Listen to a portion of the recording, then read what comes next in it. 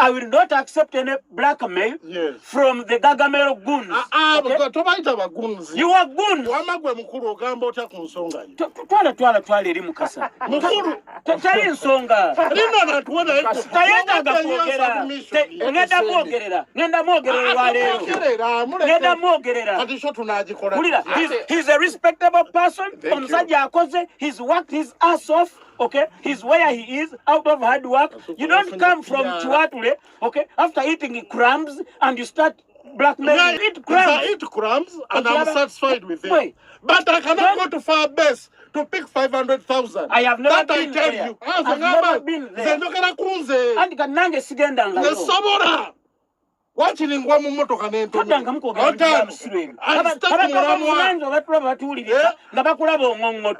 Sevens and Perez Abantu, era information that Goli, what this Azamu to sing to. Sequum Mamma de Mejo, Jenkins. Yes. Okay, Jenkins, this is what I want us to be as civil. Yes, idea to get I want us to be idea agenda.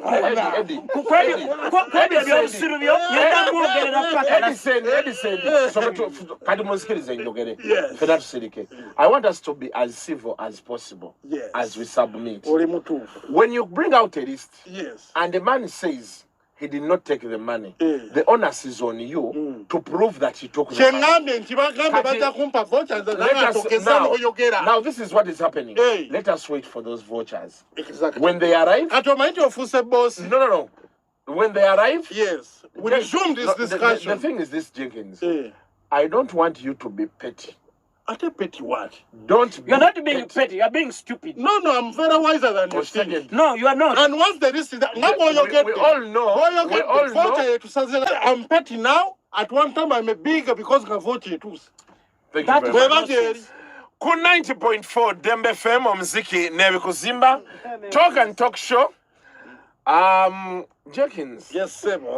What was your next point of My next submission is not Oluyimba. Nena soborokora. Jakusobola. Tukuwadde kajate webuzabuza. Tukuwadde webuzabuza. Nduna mugarubindi zerane ndozo ba. Namukogera bintu bya busiru. Tugere maso. Oluyimba. Oluyimba issued the weight. What is happening to you is exactly what those guys wanted to happen. Cholaba echukuliko kati. Cheba abadde baagala kibeewo. Kuba bebe. Nessa mwangu. Kale naye ajja kumpulira. Ajja kumpulira. But I want you to arm yourself with facts. Yes, I have my facts. Simwangu. Kuba era nzamba de kudilinga mwenna. Mugera nimukola business simu sibiri. Andi sagala byakola. Sagala byamukola. Mukwatagana ng'abantu abakulu. Abantu abakulu gwe fetu kuzaala. Oli muto. Envizi kulina mu nnyindo oyogera. Si kyendiko. Okay, oli mutoto faayo ebyogenda yokola yo. Toddamu kwogera bya busiru. Bale obukulu kati akali akali wano kabutamalayo submission ya ngenda gimalayo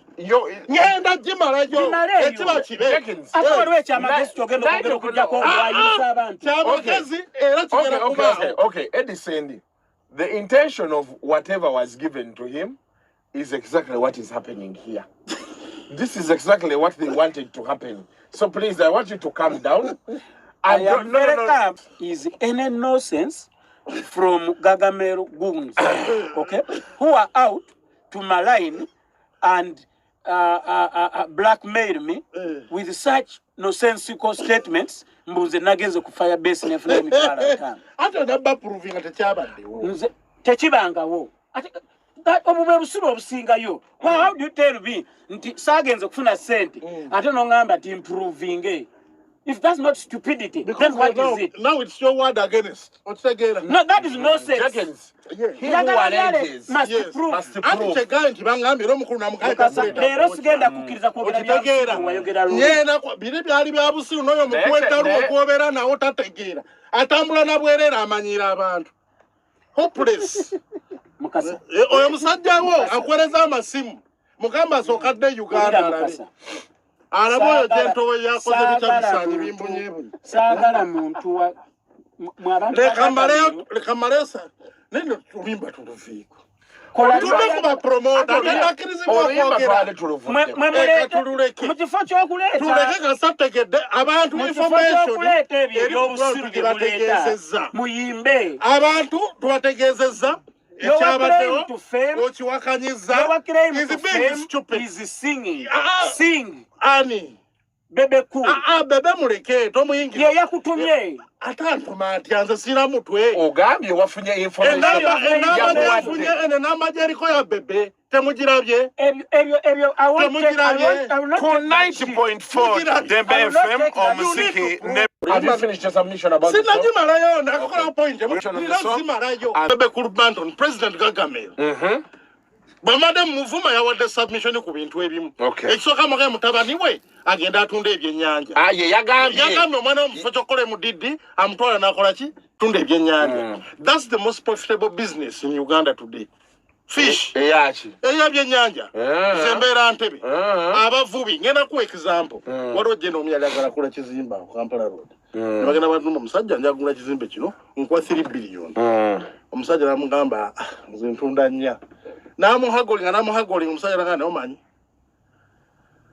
nze bwoba tompadde nnya sikola ki sikikuwa oli namugamba muleka ajja kuddaatu ate namuwa sente ezo kati era ofa gye tumwadde ajjakkiriza wayitawo emyezi 2 naga omusajja oti atuddira ki ekigenda mu maaso ti omusajja seeba ekizimbe yakitunda ti sente ezo ntye ani yakigula ti omusajja muvubi yaliyo mbizinga omusajja yali asuubula mpuuta omukulu ne ennuuni nyama export biki yembeera gy'olaba ku nnyanja olwaleero.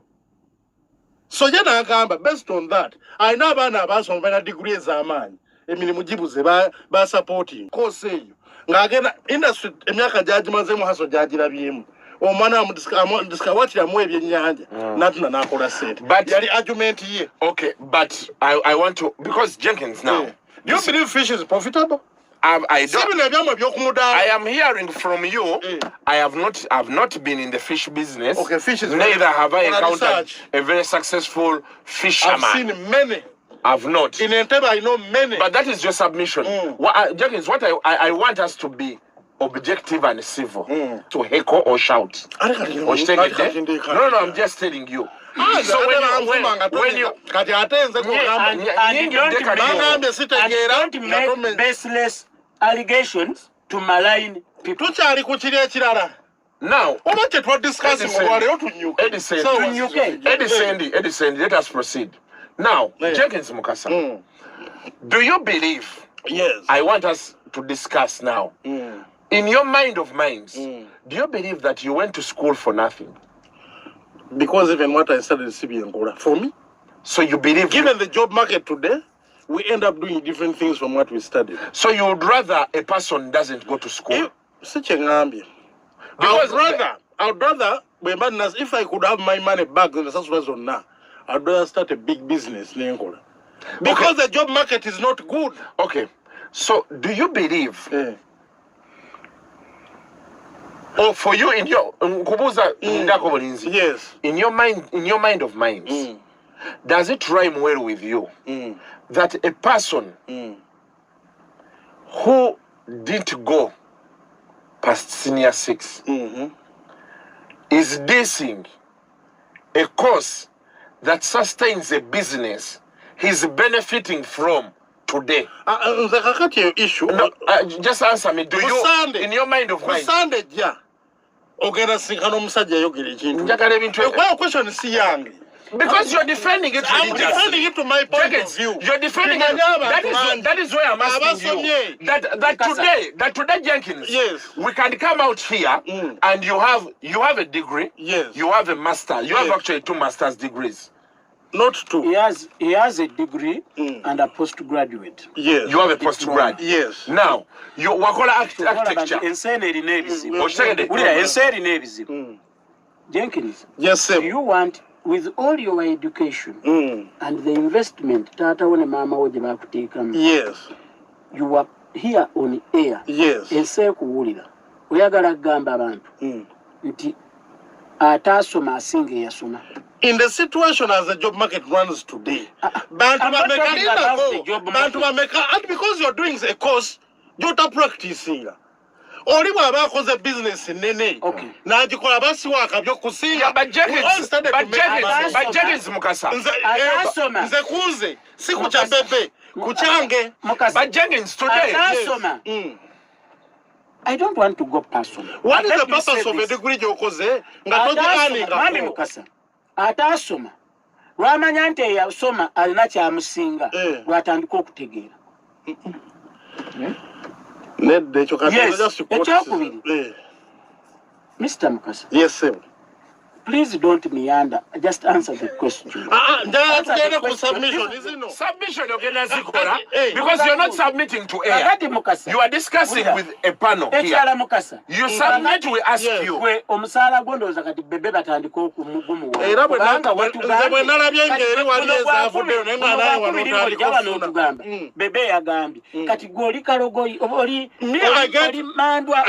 get a chance to talk to him, which you don't normally get. Because mwogera mwezi kumune mwahukana. Tetuberangako ffenna ate tetwawukanangako. When I need him, I call him. When there is something sensible to talk about, we talk. When there is rubbish to talk about, you talk. Ng'omuvuma. Simuvuma. Wiki wadde wali ku TV ng'omulya. Simuvuma. Okiraba. And the video is always ziri. Okay, but this is what is happening, Jenkins. Because the reason why I'm asking you this thing is that amidst the showbiz that is going to run around this whole scandal, of course, Bebe Cool will benefit. Like someone in the cutting, Bebe Cool will benefit like he's benefiting today. Bobby Wine in Funamu, in terms of their showbiz by now, because that is what we are on. But I want us to think about a little girl. Arieri again okora senior forero awuliranga bamugamba nti a person opted not to continue with school but he's stepping or is trying to make it not important for a person who went back to school, got a diploma and also became successful in life.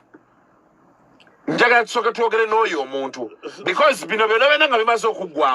want you to make sense of whatever statements are being made. That if Bebe Cool had not been successful, could you be supporting the ideas he's raising today? But he's successful. Okay. Beyond a lot of graduates, even with professional courses. So for you feel it is now not okay. It is okay for him to say a PCM is better than a diploma. No, but you've gone defensive on I'm trying to explain to you. Even last week, you were saying his argument was he's now successful. End of the day, omuntu is successful. Tombuza wasoma kyenkanawa. Abasajja bangi bali mu kikubawo tebalina na degree ne balina sente. Tombuza nti wakomawa. End of the day, your success. Okay, let me ask you the biggest question. Let me ask you, go to school. So they go to get money. Should people go to school to get people knowledge? To get money? Tell us some afuna knowledge. Afuna knowledge. Afuna mulimu afuna sent. Oli bajanga yazi you know already. That Mukasa. Is done. Mukasa. I think we should walk out and we leave you to make your baseless submissions. Okay. A lot of people agree with me.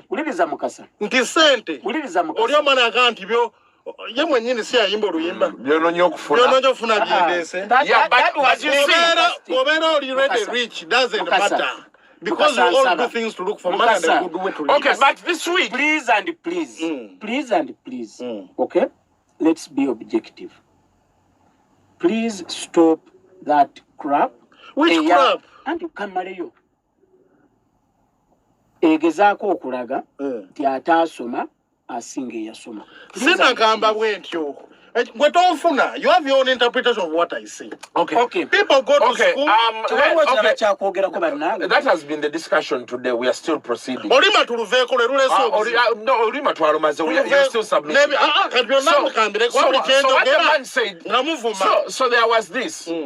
Teacher Ampamile, a student or a graduate of MDD, comes out.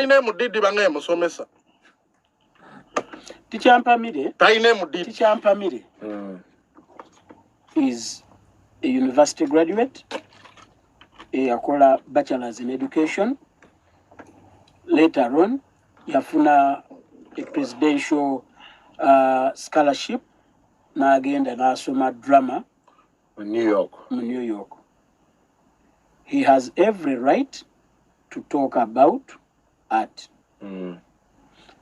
Being a professional teacher, he has every right to talk about education. Yes. So he's a lot of pain that someone who went to school can come out and defend a person who dropped out of school. Dropping out of school is not the issue. Okay? Because people drop out of school for several reasons. But okuberanga tuli wano tuogera abaana bali eri basoma abantu babona banoonya muli n'abeera wano n'agamba nti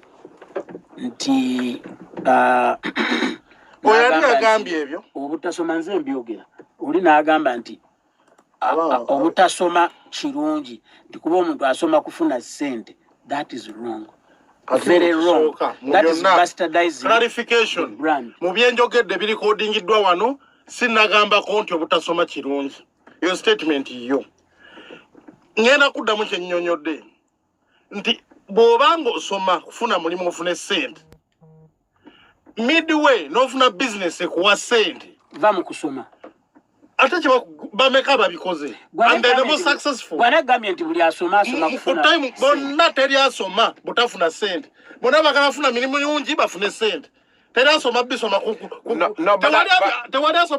Jenkins, the reason why people go to school is to acquire knowledge. And use it for what? Whatever they want. To get jobs and get whatever they want. And it's that same reason why people go to acquire knowledge is why we are seeing some people submitting things like they don't have knowledge.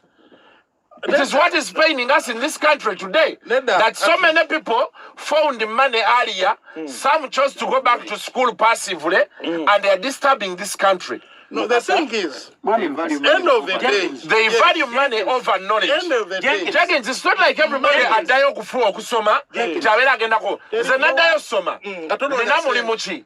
And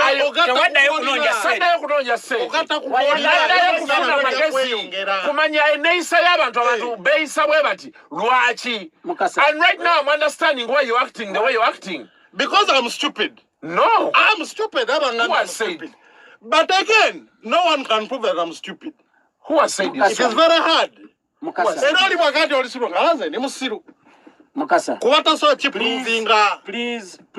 please. Whatever you say, yes, in whichever form you say it, don't talk about education equating it to money. Ekisoka. Mulina live example. Kakati yasoma n'agenda sindika. Yaddayo Makerere n'asoma emyaka. Bangi abakusomanga bakunya mirimu. Nedda katukozese live example nga waali. Mulimu ki gwe yali ana. Omulimu gwe gwalina ogwa journalism. Bwasoma gubifinga. Chicha atalina. There's a tomorrow. Chicha atalina. Simanyi. Where is the tomorrow? Simanyi byalina na byatalina. You allege, so you should prove. Nze kyemmanyi teri muntu asoma kutereka degree ku mutaana. Okay. Teriwo buli omu asoma afune ekimuzzaako afune ssente. Abali ebona bananjulira. Naawe leero omwana we amuwerera afune better future. Sikwelabeza information anyuwalaji. No. So Bobby Wine came out to say that he's perplexed that a man dissing MDD atali mu MDD byekola ate mwafunye sente mwagagawalidde. Then also Bebe Cool Navayo. I need to get that response here from our group. And Elogondi yange siye soba. Just a minute. Ngenda kuba nsoma messages wano naye abantu abakuma omuliro mufaachi n'ensi. So this is after Bobby Wine submitted Chiri on practicing music, dance and drama makes you smart. But studying to become a professional in music, dance and drama makes you dumb. Obukadde magezi nga tosanze baby cool. That was Bobby Wine. So Baby Cool replies, Bobby Wine, Mr. Kadingo. Being dumb is when you say you want to remove a dictator, and then in an interview with Western media, you say you want to implement the dictator's 10-point program. MDD, miming dancing dumb product. Now that's being super dumb. So omukuru yabadde ategeeza ki? Yachuzize ku replying akali kagambo kamuko kaka dumb kyadagala okwekizibitinga. Yeke yasazeewo okukwata. Leero n'ayogera bino ebisigadde. N'ayogera kizo olwaleero ku nsonga ezo banaye muzimalirize.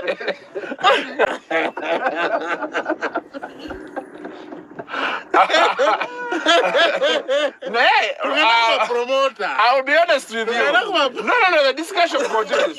You have information to share. Please share it. In fact, the information kamuteke wano. Nyamuleeta kasuklive we extra kubanga ma.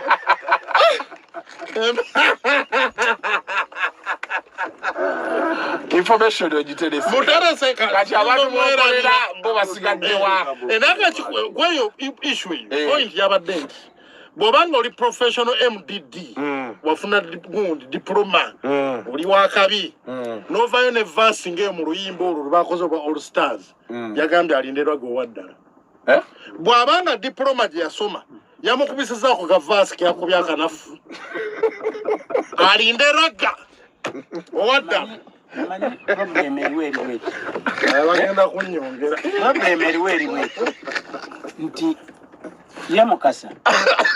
Let me speak you people, English. I'm even sweating. Let me speak English. Mukasa is hell bent on making sure that he disses Bobby Wine at all expenses. Okay, this is what happens. Jenkins. I think at the end, we have to respect Jenkins for his opinion. If he feels that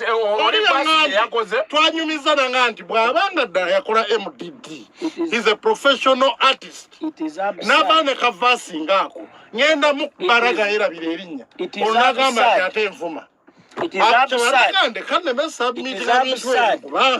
It is very absurd that a person of your stature kati gwe tokyakozesa mutwe gugwo anze ni musiru ate nafukire na musiru kati gwe ogendewo omuntu nakuwa ebyokwogera n'ojja wano n'obyogera. He's doing reported speech. Twagambye nti information gye wafunyeeyo nze tebampa information esooka njigayamu nempa opinion yange eno nkwa reported speech kati bw'onoomala owa opinion yo sekyawa ate banvumyevumye ddwaga bankole batya naawe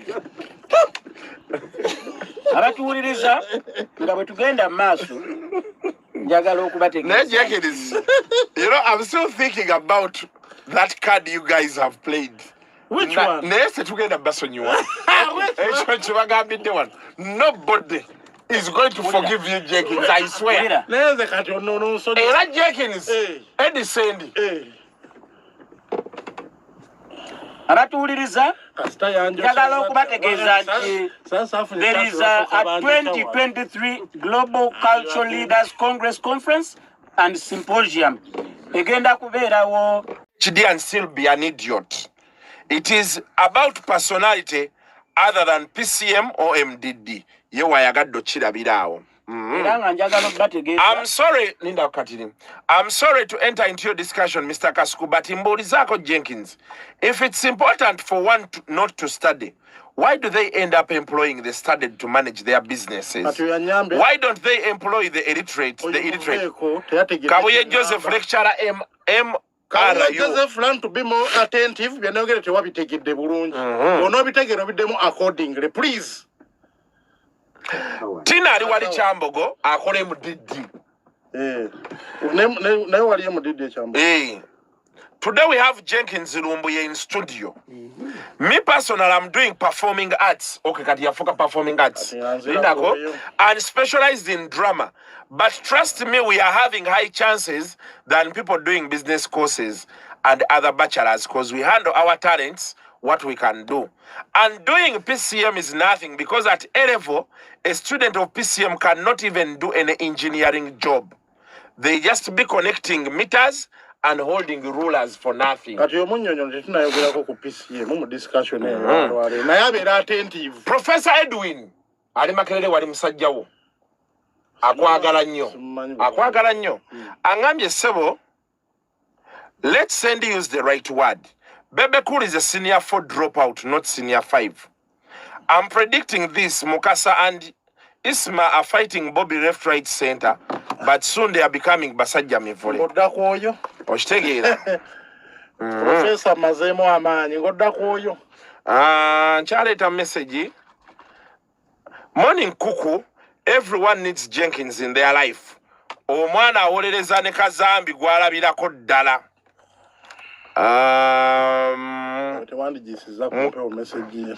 Mukasa alekerawo okuwa abantu info omufu. It's going to backfire and harm his credibility. Mwame yo ali ku +44. +44 ebera Bungereza. Afande Kasoli agambe nti Jenkins kasita yalira Idi wa bebe osuubira ki? Maze emyezi gyera n'omuganda sigenda wa bebe. Maijo Mayambala. Ayo mufeeko. Agambye. Badde musato musomo oyo. He's biased. Simajo wanupu. Ati atoso asokwa info. Kale soma abantu bawulire. Okay, if PCM is better than MDD diploma, can Bebe present an S5 report anywhere to get an engineering job? Bebe attacked MDD, forgetting that where he is right now is because of music. Taina magezi kakola business indala. Another issue is, okay, Bobby Wine has an MDD diploma and Bebe tried the PCM in high school and failed. Can Bebe could address international forums Bobby is dealing with? Can Bebe present his PCM report to be clear for an election contest? Can Bebe start up an organization as strong as Nope?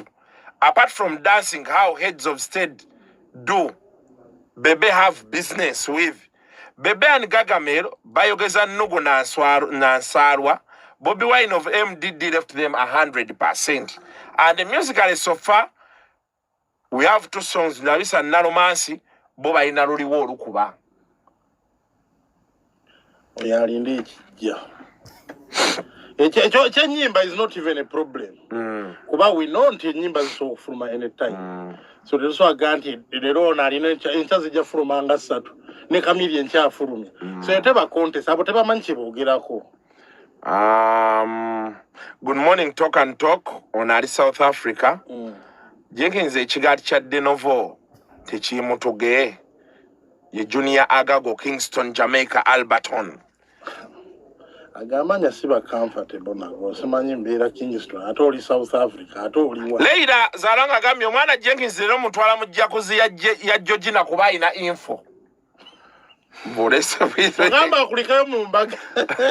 Comrade, in my opinion, I think it's Jenkins who has paid to blackmail you and Sandy just to play around and stopping you from talking about that Kulabisa song. However, it's Fefe Busi and Caesarman who did it better. Akanyiza ne wali chiwayogedde. Musajja agambye ku verse eyo. Balinde tune. Nebwe njogerako nga bagata ayogedde. Anazi natakumba. Onagambye Bebe Cool has successfully dragged Bobby Wine back. Wa mwagala. All the talks of politics are off. Now it's Bebe and Bobby. Anti la yagambye. Bana abaana bato babakwasa industry. Ne industry tebasobodde gituusa we baagala ekole ki? Etuuke. Abaana mbajja balya nkwakyo tebanaabye baddugala. Abaana nnyimba ze bafulumya tezimalako nnaku lumu bbiri. Baddamu kuyimba caayi wanjaaye n'agamba kati industry baagyeddiza. Officially. Edison kino ekibuuzo kikyo. Bobby okusoma MDD. Anajja competinga n'abatagisomye abatafiiridde mu firimu ye. Ekyo ekibuuzo. Eno mpandowooza yange. Yes. Kuba siri mwogezi wa Bobby Wine. Bobby Wine tajjanga competinga na muntu yenna. And it is foolhardy omuntu okulowooza ti omuntu bw'avaayo okuyimba aba agenze competing. Mu music is not about competition. You come out, endowooza nayo nfunze awuzirizanya naawe, you do your art. Buli omu ajja kukola ati tafaanana, teri akompitinga. Abantu ne bakunyumirwa oba naye batakunyumirwa. Tewaliiwo kagwa. Kyovulaba tewaliiwo bantu nti bano bajja bonna. Naye otegeera. Okay. Bobby Wine. Very wise man. Kampe kyakulabirako. Bobby Wine is not competing with anybody. I'm talking about Bobby Wine, I'm talking about music. All artists are not competing with nobody is competing with another. N'abayimba ebyagala okufaanagana. Okay? And kyovolaba lumu waliwo omumanyi omu yagamba nti abayimbi balinga byennyanja mu nnyanja. Bw'osanga ayagala mukene tomubuulira ssemutundu. Tomugamba mpuuta. Bw'osanga ayagala emmale tomugamba nti ate wali yengege. Okitegedde? So olano w'emmamba wagira talowooza ku kintu. Abantu nze mamba gye neddira sigirya, but n'abagira tewala wali ku kalayini nga bagira. Abantu basimbira emmamba layini wali mu ndeeba ne basimba layini. Naye nga wasanze omuntu akutendera obulungi bw'emmale oba bw'enkongolo. Okay? Enkolongo kiba kirala. Okay, ku 90.4 Dembe FM muziki. Teriko simbi wano zala uli amire. Mbadde nsaba ekibuuzo nkibuuzizza ono be naatuuka ewuwo leero nasanera nesigala. Tosobola kukola ku bintu bya kisiru olaba jamu enkutte sawa 2 namba sikirizibwa kola kyennina sanesigala. Ninako nakubuuza ebibuuzo byo n'obiddamu. Is MDD such a bad cause that people have to look down on it like that? What question is that you are posing? Ku 90.4 Dembe FM. Can next week. Mukubyenzi left. Step out a bit. I stepping out a bit. Tetugenda abantu bambuza lwaki tumyotinga. Muka gwabadde mungi mu MDD wali musajja wange engeri gy'ekunyenyamu saagala embeera y'okunyenyamu nga you're blackmailing the man. You're blackmailing the man.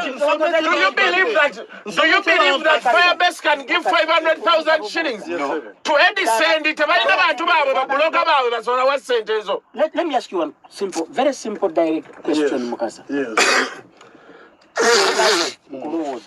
Muting. Dalosuubira nti Noop oba People Power oba Bobby Wine oba ani Firebase bakutte emitwalo 5. Sikumanyiko kulyanguza. Mbuuza. Nze ku lwange sikikkiriza. Anti obadde ombuuza. Two. Should we start spewing out any nonsense that comes to our phones just for the popularity of making us look abalina info? Nedoli yangambi. Nsaba osettinga oluyimba lwekuweereza ku WhatsApp. We shall close with that. Okay. Better steady, yeah? No limbo.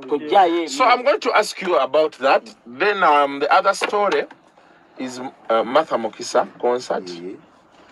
Bavudeyo mukuba kapakati. Agamba kiki ekimutwala mu show.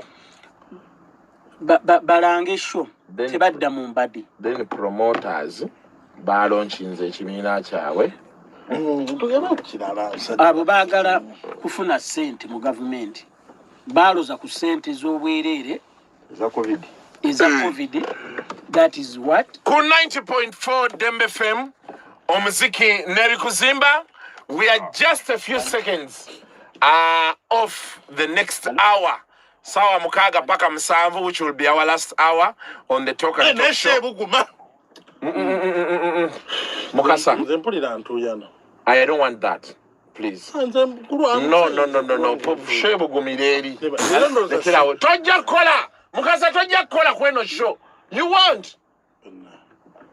Please wait for me when I ask you to submit. So Edison ngenda kujja wano ewuwo. Of course baganda affe abali ku Georgina Gardens. Bobby Wine is one person who did MDD. Oshitegeera. But they have put the whole course on the sport. Of course, rooting from the one who compared it to the person he was trying to get to his fans and this person's fans. So there are people out there. Na Boba Gamba, are things that bad? Kakati. Are we supposed to be putting a course like MDD that is now performing arts on the sport in point of discussion? Na tuyiwayo omulala bwayiwayo munne. Kakati. Kino shenjagala